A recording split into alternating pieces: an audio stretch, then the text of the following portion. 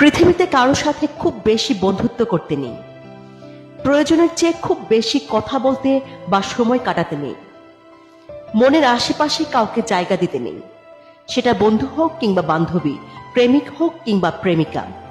এক কথায় মানুষ শব্দটাই মনের আশেপাশে রাখতে নেই, কাউকে নিজের কমফোর্ট জোন বানাতে নেই, খুব বেশি আসক্ত হতে নেই। কারণ যখনই আপনি কারো কাছে স্বস্তি পাবেন, শান্তি পাবেন, কাউকে আপনার কমফোর্ট জোন ভাবতে শুরু করবেন, ঠিক সেই মুহূর্ত থেকে আপনার জীবনের ভালো থাকার মেয়াদ শেষ হতে শুরু করবে। কারণ আপনি ওই মানুষটাকে আপনার জীবনে ধরে রাখতে চাইবেন। যে কোনো কিছুর মূল্যে সারা জীবন থাকুক।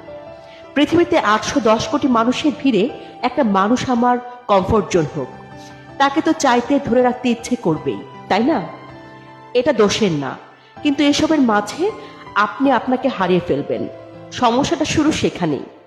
বন্ধু হিসেবে আপনি তাকে কয়েকদিন ধরে রাখতে পারবেন, কয়েক মাস, কয়েক বছর। একদিন তার জীবনে অন্য কেউ আসবে, আপনি হারিয়ে যাবেন একটু একটু করে, আর ভালোবাসার মানুষ করে। সে হয়তো সেই নজরে আপনাকে কখনো দেখেইনি, অথবা হারানোর ভয়ে আপনি কখনো তাকে বলেই উঠতে পারেননি। কিন্তু তবুও দিন শেষে সে হারাবেই। সে হয়তো কোনোদিন জানবেই না আপনি তাকে নীরবে নিভৃতে ঠিক কতখানি আঁকড়ে রাখতে চেয়েছেন, তাকে ঘিরে বাঁচতে চেয়েছেন।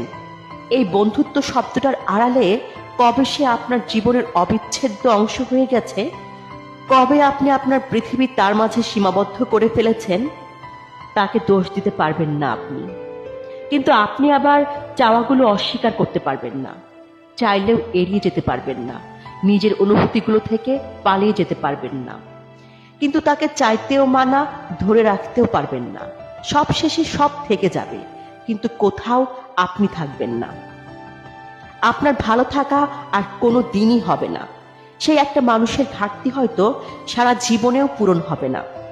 মানুষ সবার কাছে স্বস্তি পায় না, সবাই কমফোর্ট জোন হয় না, কিন্তু যে হয় সে সারা জীবন থাকে না, চাইলেও ধরে রাখতে পারি না।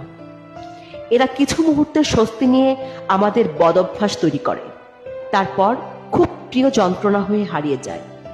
খুব কম মানুষের ভাগ্যেই তাকে সারা জীবন ধরে রাখা জোটে, অথবা সারা জীবন কমফোর্ট জোন হয়ে থাকে।